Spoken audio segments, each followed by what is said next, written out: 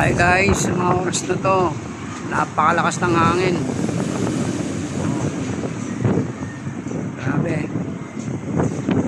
Pinapapasok ko na kayo yung mga gamit nila kasi malamang uulan na naman to dito eh. Madilim na naman ang kalangitan eh.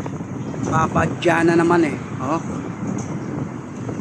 Lakas ng hangin dito, sobra. Alam na kung anong kasunod niyan.